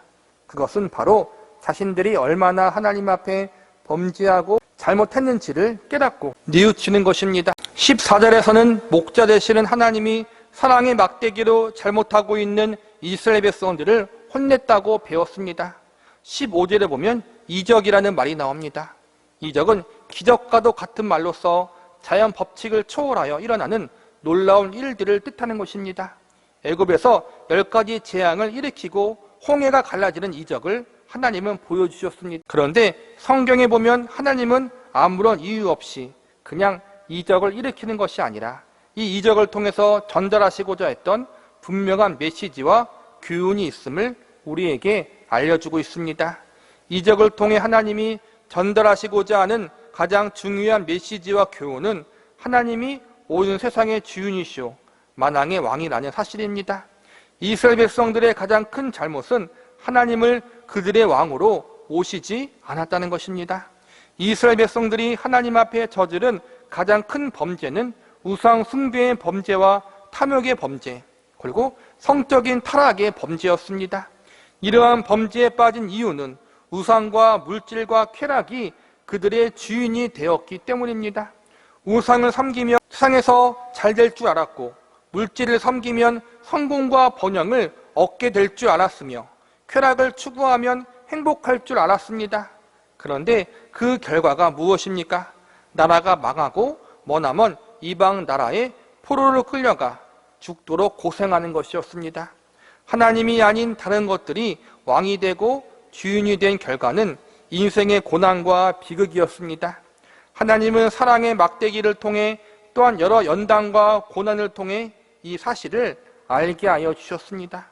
그리고 때가 되자 하나님은 큰 이적을 베푸심으로 하나님만이 그들의 참된 목자요 왕이요 주인이라는 사실을 아주 절실히 깨닫고 알아가는 자리로 이끄십니다. 역사적으로 보면 이스라엘 백성들이 나라가 멸망당한 이후 다시 나라를 회복할 수 있는 아무런 소망도 가질 수가 없었습니다.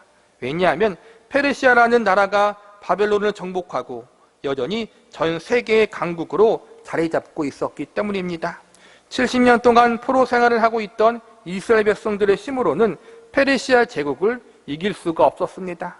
그런데 갑자기 페르시아의 왕 고레스가 이스라엘 백성들에게 자유를 선포하고 가나안 땅으로 돌아갈 수 있도록 허락해 줍니다. 그냥 가나안 땅으로 돌아가도록 자유만 주는 것이 아니라 정착할 수 있도록 돈도 주고 보물도 줍니다. 이스라엘 백성들은 자유를 위해서 아무것도 한 것이 없는데 하나님이 때가 되자 왕의 마음을 움직이셔서 이스라엘 백성들에게 자유 선물을 주신 것입니다. 이것은 기적 중의 기적이었습니다. 하나님이 이 일을 통해서 하나님이 인간의 역사를 주정하고 있고 왕의 마음까지도 움직이신다는 사실을 이스라엘 백성들에게 알려주십니다. 이스라엘 백성들은 70년 포로 생활 가운데 깨닫는 가장 중요한 교훈이 바로 이것입니다. 나라가 멸망당하고 70년 동안 고생하면서 마침내 그들이 무엇을 잘못했는지 깨닫게 되고 하나님 앞에 회개하며 하나님만 바라보고 의지하는 자들이 됩니다. 가장 놀라운 변화는 70년 포로 생활 가운데 그들이 하나님을 세상의 유일한 전능자이심으로 알게 되었다는 것입니다. 성경은 창세기부터 지속적으로 하나님이 유일한 창조주이시며 전능자이심을 가르쳐 왔습니다. 그런데 이스라엘 민족은 이러한 성경의 가르침을 무시하고 이 세상에는 수많은 신들이 존재하고 있다고 믿었습니다. 하나님도 이 수많은 신들 중 하나라고 믿고 있었습니다. 그래서 하나님 말고도 자신들을 행복하게 만들어주는 신들을 찾아 여러 이방 신들을 섬기며 하나님 앞에 범죄하는 인생을 살았던 것입니다. 이스라엘 백성들이 하나님을 안 섬긴 것이 아니었습니다. 하나님도 섬기고 바알도 섬기고 아세라도 섬기고 이렇게 다 함께 섬겼던 것입니다. 이러한 그들의 범죄함의 이면에는 하나님만 유일한 신이 아니라 다른 신들도 하나님과 동일하다는 잘못된 생각이 들어있었던 것입니다. 하나님만 섬기면 왠지 불안합니다.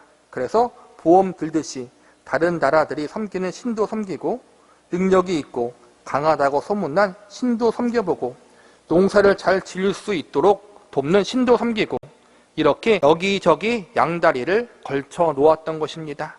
많은 신을 섬기면 이 중에서 최소한 하나라도 자신들을 도와줄 것이라고 믿었던 것입니다. 그러다가 나라가 멸망당하고 포로로 끌려와 70년 동안 이방 땅에서 고생을 하게 됩니다. 처음에 그들은 자신들의 하나님이 다른 나라 신들보다 약해서 우리가 전쟁에서 지게 되었고 나라가 멸망당했다는 생각을 하게 됩니다.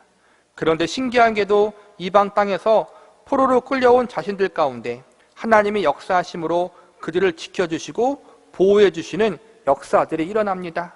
다니엘과 에스더와 같은 사람들을 일으키셔서 당시 최강국이었던 바벨론과 페르시아 안에서 하나님의 살아계심이 드러나는 그러한 기적들을 경험케 하십니다. 그리고 선지자들을 통해서 이방 나라들이 하나님의 섭리 가운데 어떻게 멸망당하는지를 보여줍니다. 이러한 경험들을 통해 이스라엘 백성들은 하나님이 우리들의 민족 시내만 머무는 것이 아니라 온 세계를 통치하시고 주관하시는 전능자이심을 절실히 배우게 됩니다. 하나님 외에 다른 신이 없다는 사실을 깨닫게 된 것입니다. 이스라엘 백성들은 이처럼 하나님께 사랑의 매를 맞을 때 이러한 중요한 진리와 사실들을 깨닫게 되고 더욱 성숙한 백성들로 성장하게 됩니다. 하나님 백성들을 향한 징계는 이처럼 하나님 백성들에게 유익이 되는 사랑의 징계입니다. 사랑의 징계는 이처럼 돌이키고 회개하며 보다 성숙하게 되는 축복이요, 하나님 백성들을 새롭게 하시는 하나님의 은혜의 손길인 것입니다. 그래서 70년 포로 생활을 통해 이스라엘 백성들은 마침내 하나님이 역사의 주인이시며 모든 것을 주관하시고 섭리하시는 전지전능하신 분이라는 사실을 알게 됩니다. 하나님의 사랑의 강권하심이 그들을 교훈하여 하나님이야말로 참된 신이시며 온 세상의 주인 되심을 알게 하여 주신 것입니다. 세 번째로, 구원의 하나님은 하나님 백성들의 삶 속에 영광의 직분을 누릴 수 있는 은혜를 베풀어 주십니다. 본문 16절을 보시기 바랍니다. 이르되 여러 나라가 보고 자기의 세력을 부끄러워하여 손으로 그 입을 막을 것이요 귀는 막힐 것이며. 16절 말씀은 이스라엘 민족이 하나님의 은혜로 회복되는 것을 보면서 이스라엘의 대적과 원수들이 놀라게 되는 것과 동시에 하나님이 그들이 이스라엘을 조롱하고 비웃었던 그대로 갚아주사 그들이 부끄러워하도록 만드신다는 의미를 가지고 있습니다. 이어지는 17절을 보시기 바랍니다. 그들이 뱀처럼 티끌을 핥으며 땅에 기는 벌레처럼 떨며 그 좁은 구멍에서 나와서 두려워하며 우리 하나님 여호와께 돌아와서 주로 말미암아 두려워하리이다. 티끌을 핥는 행위는 전쟁에서 패한 장수가 승리한 장수에게 항복을 선언하는 행위입니다. 여기서 보면 이스라엘의 원수들이 부끄러워한다는 의미를 보다 상세히 알 수 있습니다. 하나님이 이스라엘 백성들이 크게 승리케 하사 원수들이 티끌을 핥도록 만들어 버리신다는 것입니다. 하나님의 백성들이 승리자가 되고 원수와 대적들이 패배자가 되게 하나님이 역사하신다는 것입니다. 이스라엘 백성들이 이방 민족에 의해서 고통받고 나라가 멸망당할 때 주변 원수들과 대적들이 하나님을 조롱하고 이스라엘을 비웃었습니다. 그러나 하나님께서 상황이 바뀌어 이제는 이스라엘의 원수들을 굴복시켜 하나님만이 참된 신이라는 사실을 알게 하여 주십니다. 그리고 그 하나님을 믿고 섬기는 이스라엘 백성들이 하나님의 택하신 제사장 나라로서의 지위와 영광을 회복시켜 주실 것입니다. 말씀을 정리하겠습니다. 지금까지 구원의 하나님이 이스라엘 백성들의 삶 속에 구체적으로 어떠한 은혜를 베푸셨는지에 대해서 살펴보았습니다. 하나님은 이스라엘 백성들의 삶 속에서 인도하심과 교훈하심의 은혜를 베풀어 주셨고 영광의 직분을 누릴 수 있는 은혜를 베풀어 주십니다. 과거 이스라엘 백성들을 향해서 이러한 은혜를 베풀어 주신 하나님은 오늘날 예수 그리스도를 구세주로 믿고 영접한 모든 성도들을 향해서도 동일한 은혜를 베풀어 주고 계십니다. 아니, 과거 이스라엘 백성들에게 베푸셨던 은혜보다 더 큰 은혜를 지금의 저와 여러분에게 부어주고 계십니다. 오늘날 저와 여러분을 향해 하나님은 독생자 예수 그리스도의 생명을 주심으로 우리를 하나님의 자녀로 삼아 주셨기 때문입니다. 이스라엘 백성들은 하나님을 향해서 감히 아빠, 아버지라 부르지 못했습니다. 그러나 오늘날 저와 여러분은 하나님을 아버지라 부를 수 있습니다. 세상에서 가장 위대한 기적과 가장 큰 은혜는 예수 그리스도가 우리를 구원하시고 하나님의 자녀로 삼기 위해서 생명을 내어주셨다는 것입니다. 그래서 로마서 8장 32절에 보면 이렇게 선언하고 있습니다. 자기 아들을 아끼지 아니하시고 우리 모든 사람을 위하여 내주신 이가 어찌 그 아들과 함께 모든 것을 우리에게 주시지 아니하겠느냐. 하나님의 아들까지 우리를 위해 내어주신 하나님이 얼마나 우리를 더 사랑하지 않겠느냐, 이렇게 말씀하는 것입니다. 이어지는 35절에서는 또 이렇게 가르칩니다. 누가 우리를 그리스도의 사랑에서 끊으리요 환난이나 공고나 박해나 기근이나 적신이나 위험이나 칼이냐. 예수 그리스도의 생명을 우리를 위해서 값주고 샀는데 하나님이 절대로 그 누구에게도 빼앗기지 않도록 보호하신다는 것입니다. 예수 그리스도의 생명을 우리를 위해서 값주고 샀는데 하나님이 절대로 그 누구에게도 빼앗기지 않도록 보호하여 주신다는 것입니다. 마지막 38절과 39절의 말씀에 보면 우리를 향한 하나님의 사랑과 은혜의 절정이 이렇게 표현되어 있습니다. 내가 확신하노니 사망이나 생명이나 천사들이나 권세자들이나 현재 일이나 장래 일이나 능력이나 높음이나 깊음이나 다른 어떠한 피조물이라도 우리를 우리 주 그리스도 예수 안에 있는 하나님의 사랑에서 끊을 수 없으리라. 우리는 하나님과 예수님의 한이 없는 사랑, 지극히 큰 은혜를 받은 사람들입니다. 세상의 그 어떠한 피조물보다도 하나님의 크고 높은 사랑과 은혜를 입은 존재들입니다. 우리에게 이러한 큰 은혜와 사랑을 주신 것은 우리로 하여금 하나님의 사랑과 은혜를 노래하며 우리에게 이 모든 것을 베풀어 주신 하나님을 더욱 사랑하고 알아가게 하시기 위해서입니다. 단순히 구원받은 것으로 끝나지 않고 하나님의 지극히 큰 은혜와 사랑을 받은 자로서 합당하게 살아가는 존재가 되기를 바라고 계십니다. 로마서 8장 29절과 30절의 말씀을 마지막으로 읽어드리고 설교를 끝마치도록 하겠습니다. 하나님이 미리 하신 자들을 또한 그 아들의 형상을 본받게 하기 위하여 미리 정하셨으니 이는 그로 많은 형제 중에서 맏아들이 되게 하려 하심이라.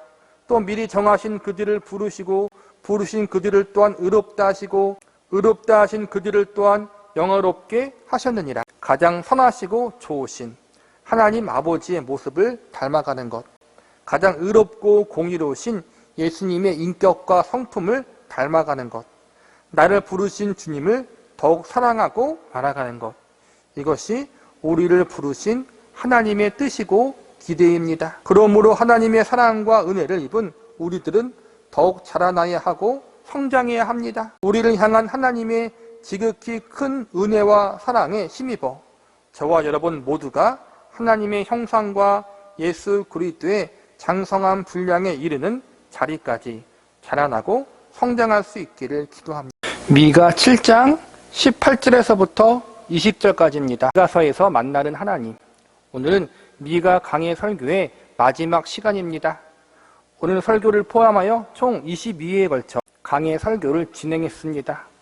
저도 미가서 설교를 처음 하였고 이해하기 어려운 내용들이 많아 설교를 준비하는 저도 힘들었고 설교를 듣는 여러분들도 힘들었을 것이라고 생각되어집니다. 그러나 신구약 66권의 모든 성경 말씀들이 하나님의 말씀이기 때문에 어렵고 재미가 없는 말씀이라 할지라도 믿는 성도들은 반드시 배워야 하고 공부해야 하는 자리에 있는 사람들입니다.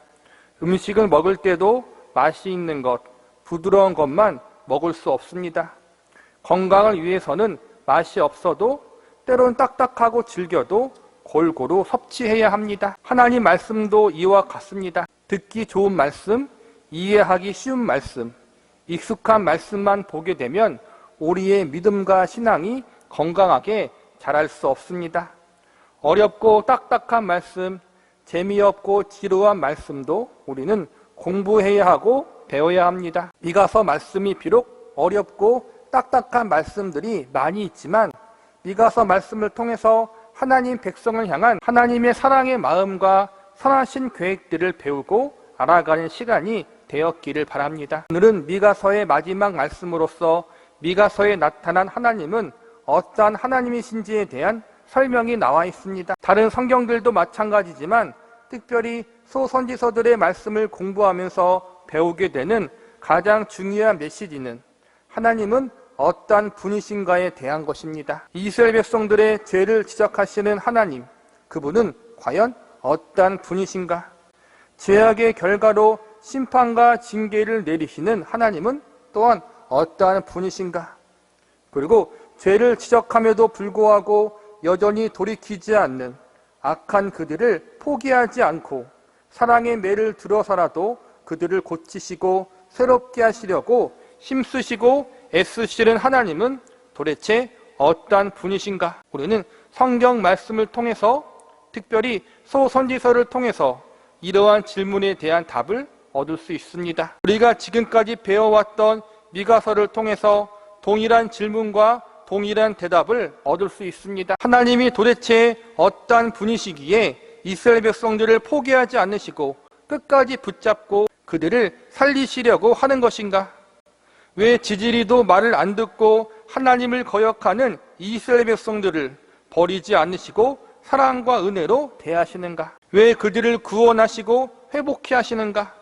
우리는 이 질문에 대한 답을 지금까지 배운 미가서 말씀을 통해서 배울 수 있고, 특별히 미가서 마지막 말씀을 통해서 알 수 있습니다. 미가서에 등장하고 나타나는 하나님은 오늘날 우리가 믿고 섬기는 하나님과 동일합니다. 너무나도 자주 하나님을 반역하고 거절했던 구약의 이스라엘 백성들을 향하여 그들을 포기하지 않고 붙잡으셨던 하나님은 오늘날 죄의 유혹으로부터 늘 쓰러지고 넘어지는 우리들을 여전히 포기하지 않으시고 붙잡고 계시는 하나님이십니다. 죄 많은 이스라엘 백성들을 끊임없이 사랑과 은혜로 대하시고 그들을 고치시고 새롭게 하셨던 하나님은 오늘날 저와 여러분에게도 동일한 사랑과 은혜를 베풀고 계십니다. 그러기에 미가서에 나타난 하나님에 대해서 우리가 배우는 것은 오늘날 우리가 믿고 섬기는 하나님에 대해서 알아가고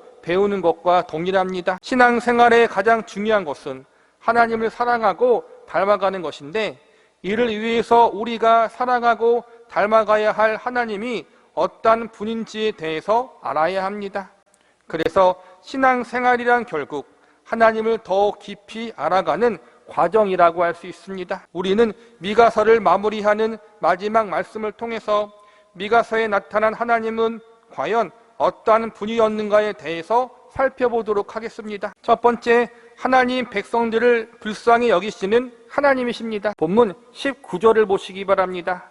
다시 우리를 불쌍히 여기셔서 우리의 죄악을 발로 밟으시고 우리의 모든 죄를 깊은 바다에 던지시리이다. 19절에 보니까 하나님이 우리를 불쌍히 여기셨다고 나와 있습니다. 미가서가 기록될 당시에는 이스라엘 민족이 하나님 앞에 범죄하고 있었던 시기였습니다. 이로 인하여 많은 징계를 받고 있던 그러한 때였습니다. 그리고 앞으로 나라가 멸망당하고 사람들이 포로로 잡혀가게 되는 큰 고난이 기다리고 있는 시기였습니다. 이스라엘 백성들이 나라가 멸망당하고 포로 생활을 할 수밖에 없었던 이유는 그들이 죄를 지었을 뿐만 아니라 하나님의 죄의 지적과 경고에도 불구하고 전혀 뉘우치거나 회개할 생각을 하지 않았기 때문입니다. 그래서 하나님은 미가 선지자로 하여금 하나님 앞에 범죄하고 회개하지 않는 이스라엘 백성들을 향하여 하나님이 큰 심판과 징계를 내리신다고 선포하게 하십니다. 심판하시고 징계하신다는 메시지만 본다면 이스라엘 백성들의 미래는 참으로 암울합니다. 나라가 멸망당하고 포로로 끌려가게 된다는 메시지만 들으면 참으로 어두운 상황에 처해 있는 것입니다. 그런데 오늘 본문 19절에 보니까 이러한 절망적인 상황 가운데 하나님은 이스라엘 백성들을 불쌍히 여기고 계시다고 위로의 말씀을 주시고 계십니다. 여기서 참으로 흥미로운 것은 하나님이 이스라엘 백성들을 위로하시는 방법은 성공과 번영과 축복에 대한 약속이 아니었다는 것입니다. 19절에 보면 하나님이 불쌍히 여기시는 방법이 죄악을 발로 밟으시고 모든 죄를 깊은 바다에 던지시는 방법으로 표현되어 있습니다. 지금의 이스라엘 백성들의 궁극적 문제는 단순히 잘 먹고 잘 사는 문제가 아니었습니다. 이방 민족의 침략을 물리치고 자유를 얻은 것이 우선순위가 아니었습니다. 지금 이스라엘 백성들에게 가장 중요한 문제는 그들의 죄악에 대한 문제였습니다. 지금 그들이 당하고 있는 고통들과 그리고 앞으로 당하게 될 고난들의 원인은 모두 그들의 죄 때문이었습니다. 그들이 깊이 빠져있는 죄악의 문제들을 해결하지 않은 채 그들이 육적인 회복과 자유를 얻게 된다면 그들은 더 큰 죄악의 길로 빠지게 될 수밖에 없습니다. 그래서 하나님은 이스라엘 백성들을 불쌍히 여기시되 그들의 영적인 문제, 가장 고질적인 문제가 되는 죄의 문제를 해결해 주시는 일을 진행하시기로 작정하십니다. 그래서 이스라엘 백성들이 가지고 있는 죄악을 발로 밟으시고 그들의 모든 죄를 깊은 바다에 던지시는 일을 시행하십니다. 발로 밟는다, 깊은 바다에 던진다라는 표현은 어떤 대상을 다시는 눈에 보이지 않도록 없애버린다는 표현으로 볼 수 있습니다. 이스라엘 백성들이 가지고 있는 고질적인 죄악의 문제들을 하나님이 발로 밟아서 없애버리듯이 깊은 바다에 던져 다시는 보이지 않도록 그렇게 해결해 버리시겠다는 강력한 의지를 보여주고 계시는 것입니다. 이 말씀은 결국 인간이 스스로 죄의 문제를 해결하고 없앰으로 하나님 앞에 나아가는 것이 아니라 하나님이 친히 주도권을 갖고 인간의 죄 문제를 해결하신다는 사실을 보여주고 있는 것입니다. 인간 스스로 죄를 이겨낼 수도 없고 죄를 극복할 수도 없다는 것을 이스라엘 민족의 역사가 증명해 주고 있습니다. 그들 스스로 죄 문제를 해결할 수가 없습니다. 죄 문제를 해결할 수 없다는 것은 죄인들은 모두 하나님 앞에 영원히 멸망당해야 한다는 것입니다. 죄의 결과는 결국 영원한 사망과 멸망이기 때문입니다. 가만히 놔두면 이스라엘 백성들은 영원한 사망과 멸망의 길로 가는 운명에 처해 있는 존재들입니다. 그들 스스로 죄 문제를 해결할 수 없기 때문에 다시 회복하거나 살아날 소망이 전혀 없습니다. 그래서 하나님은 인간에게 죄 문제 해결을 위임하지 않으시고 하나님이 직접 그 일을 해결하시기로 작정하십니다. 오늘날 우리에게도 오늘 말씀과 동일한 역사가 일어났고 진행되었다는 사실을 아십니까? 저와 여러분은 이스라엘 백성들처럼 죄인이었고 스스로 제 문제를 해결할 수 없는 존재들이었습니다. 가만히 놔두면 스스로 멸망의 길로 가게 되는 그러한 절망적인 운명에 처해 있는 것이 우리들의 모습이었습니다. 그런데 하나님이 예수 그리스도를 통하여 우리의 죄의 문제를 사하여 주시고 용서하여 주셨습니다. 너무나도 추하고 더러운 우리의 죄와 허물을 예수 그리스도의 십자가의 은혜로 밟아주시고 그분의 대속의 보혈로 보이지 않도록 묻어버리시고 덮어버리셨습니다. 그래서 하나님이 우리를 보실 때 우리가 지은 죄가 아니라 우리의 죄를 밟아주시고 덮어주신 예수님의 십자가의 은혜와 대속의 보혈을 보십니다. 이 모든 일이 가능할 수 있었던 이유, 그 이유는 하나님이 예수님을 통해 우리가 당해야 할 모든 죄의 형벌과 죄의 값을 대신 치르셨기 때문입니다. 그러므로 우리는 우리의 의로움이나 공로를 결코 내세울 수 없습니다. 하나님은 하나님 백성들을 정죄만 하시는 하나님이 아니십니다. 그들의 죄를 지적하시고 혼내시며 때리시기만 하는 하나님이 아닙니다. 물론 교육적인 차원과 훈계적인 차원에서 매를 드실 때도 있지만 이 모든 이유는 자녀를 사랑하는 부모의 마음에서 시작되었다는 사실을 반드시 기억해야 합니다. 우리가 믿는 하나님은 우리를 불쌍히 여기시는 하나님이십니다. 우리의 모든 죄와 허물을 용서하여 주시는 자비의 하나님이십니다. 나를 위해 하나님의 독생자이신 예수 그리스도를 십자가에 내어주신 하나님이십니다. 악한 사람들도 자식에게 좋은 것을 주고 싶은 것이 부모된 마음입니다. 하물며 그분의 외아들까지 우리를 위해 내어주신 하나님께서 그 무엇인들 우리에게 주시기를 주저하시겠습니까? 가장 좋은 것, 가장 선하고 유익한 것을 우리에게 주시기를 가장 원하시는 분이 우리가 믿고 섬기는 하나님, 우리가 아버지라 부르는 하나님이라는 사실을 믿으시기 바랍니다. 두 번째, 하나님 백성을 향하여 성실과 인애를 베푸신 하나님이십니다. 본문 20절을 보시기 바랍니다. 주께서 옛적에 우리 조상들에게 맹세하신 대로 야곱에게 성실을 베푸시며 아브라함에게 인애를 더하시리이다. 20절에는 이스라엘 민족의 조상인 아브라함과 야곱이 등장합니다. 아브라함과 야곱이 등장하는 것은 크게 두 가지 의미가 있다고 볼 수 있습니다. 하나는 하나님이 약속을 성취하시는 분이라는 의미를 담고 있고, 또 하나는 모든 것이 하나님의 은혜라는 사실을 알려주고 있다고 볼 수 있습니다. 가장 먼저 약속의 성취의 관점에서 살펴보면 다음과 같습니다. 하나님이 창세기에서 아브라함과 야곱에게 그들의 자손들이 큰 민족을 이루고 그의 후손을 통하여 천하 만민이 복을 얻게 하시겠다는 약속을 하셨습니다. 하나님이 죄악의 길을 가고 있던 이스라엘 백성들을 버리지 않으시고 그들을 불쌍히 여기사 결국 그들을 회복시켜 주시는 이유, 그들의 죄를 사하여 주시는 이유는 하나님이 아브라함과 야곱 같은 믿음의 조상들에게 하신 약속을 근거로 하여 약속을 파기하지 않고 지키기 위해서 그렇게 하신 것으로 볼 수 있습니다. 인간들은 하나님과의 약속을 저버리고 배신하지만 하나님은 한 번 하신 약속을 반드시 지키시고 실행하신다는 사실을 알려주는 것입니다. 20절 중반부에 보면 성실을 베푸신다고 나와 있는데 하나님의 성실하심은 하나님의 신실하심과 의미가 같습니다. 하나님께서 변개하지 않으시고 부지런히 그분의 약속을 지키신다는 의미가 성실을 베푸신다는 말씀 속에 담긴 의미라고 볼 수 있습니다. 또 하나 모든 것이 하나님의 은혜라는 관점에서 살펴보면 다음과 같습니다. 아브라함이나 야곱이 믿음의 조상이 될 수 있었던 것은 그들이 잘해서가 아니라 일방적인 하나님의 부르심과 일하심 때문이었습니다. 아브라함이나 야곱이 하나님 앞에 인정받을 만한 그 어떠한 일을 하기 이전부터 하나님은 그들을 택하여 부르셔서 믿음의 조상들로 만드시는 일을 행하셨습니다. 하나님의 인애라는 말은 하나님의 은혜라는 말과 같습니다. 아브라함과 야곱을 믿음의 조상으로 택하여 부르신 것은 무조건적인 하나님의 은혜의 결과였습니다. 마찬가지로 이스라엘 백성들을 하나님이 버리지 않으시고 그들을 끝까지 붙잡으셨던 것은 이처럼 하나님의 성실하심과 인내하심을 근거로 하는 하나님의 신실하심과 은혜 때문이었습니다.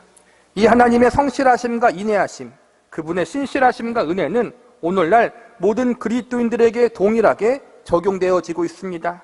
우리는 죄의 유혹과 미혹으로부터 자주 넘어지고 하나님의 말씀과 뜻대로 사는 일에 늘 실패를 경험합니다.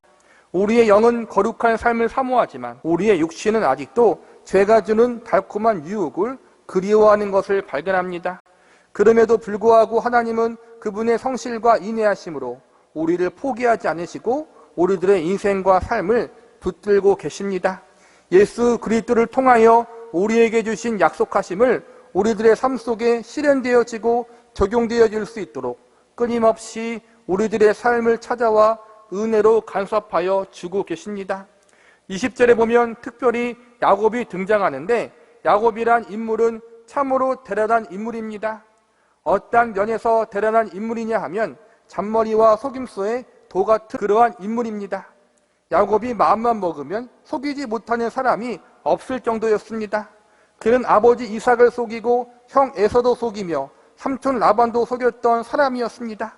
야곱은 믿음의 가정에서 태어난 자녀임에도 불구하고 전혀 믿음의 자녀처럼 살아가지 않는 사람을 대표하는 인물이라고 할 수 있습니다. 그는 젊은 시절 배신과 거짓말을 밥 먹듯이 했던 사람이었습니다. 하나님은 그러한 야곱을 버리지 않으시고 여러 연단과 훈련을 통해 마침내 믿음의 조상으로 만드셨습니다.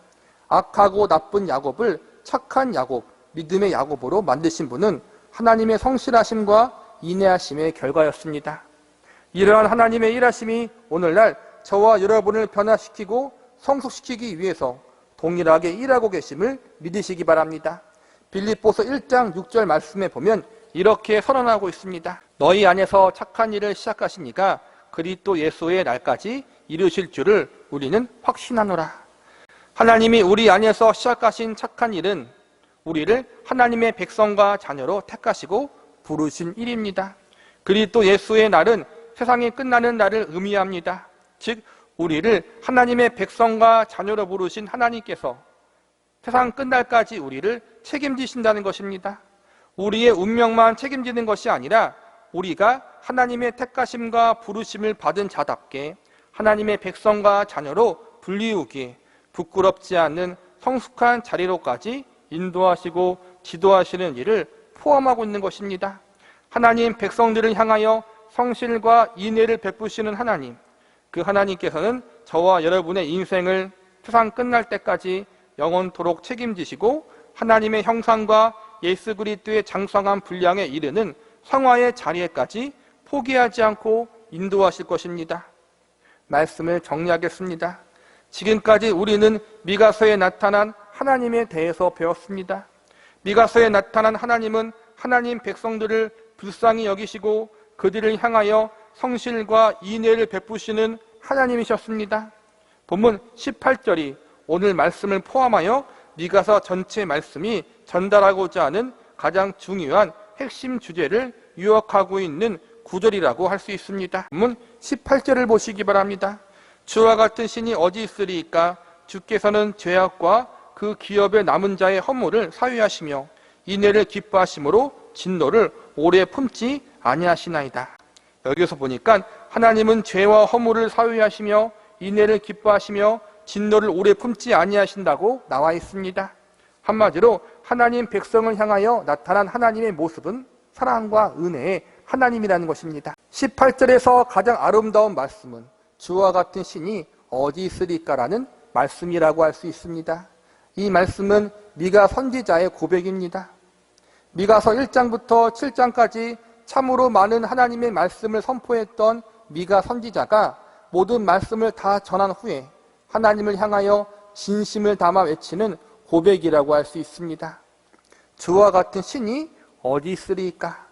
죄악으로 가득 찬 이스라엘 백성들을 포기하지 않는 사랑으로 붙잡으시고 그들을 사랑의 매를 때리는 수고를 마다하지 않으시고 마침내 그들을 새롭게 변화시켜 주실 하나님을 향하여 미가 선지자가 그 하나님의 사랑과 은혜에 감동하여 하나님이 최고이십니다라고 고백한 내용이 바로 주와 같은 신이 어디 있으리까라는 고백 속에 담긴 의미입니다. 중요한 것은 이 고백이 미가 선지자만의 고백으로 끝나지 않고 먼 훗날 하나님의 은혜와 사랑을 깊이 경험한 모든 교회와 성도들의 입술에서 나올 신앙 고백이 될 것이라는 점입니다. 하나님은 우리 하나님이 최고시다라는 고백을 모든 백성들의 입술에서 고백되어 줄 수 있도록 일하시고 역사하실 것입니다. 이 고백을 우리들의 입술에서 나오게 하기 위해서 하나님은 쉬지 않고 우리들의 인생과 삶 속에서 일하고 계십니다. 그러므로 단순히 머리로만 지식적으로만 우리 하나님이 최고이다 이러한 차원에서 말하는 것이 아니라 많은 시련과 연단의 세월과 과정을 걸치면서 때로는 죄악의 길로 때로는 내가 원하는 길로 걸어가면서 많은 시행착오를 경험해보고 알게 된 감격과 진실, 그것은 바로 하나님만이 최고시구나 이러한 고백이 마음속 깊은 곳에서부터 우러러 나올 수 있도록 우리들을 만들어 나가실 것입니다. 주와 같은 신이 어디 있으리까? 하나님이 최고시다라는 이 고백은 하나님을 향한 성도의 감동과 감격의 고백이면서 동시에 하나님을 향한 기쁨의 항복이라고 할 수 있습니다. 하나님만이 우리 인생의 주인이요 왕이라는 사실, 그분이 말씀하시고 행하시는 모든 일들이 우리에게 가장 선하고 유익하고 합당하다는 사실을 인정하고 감사함으로 굴복한 것입니다. 하나님이 어떠한 분이신지 깊이 알아감으로 하나님이 최고시다라는 이 기쁨과 감격의 고백과 자발적인 항복이 저와 여러분의 가슴 벅찬 고백이요 항복이 되어줄 수 있기를 기도합니다.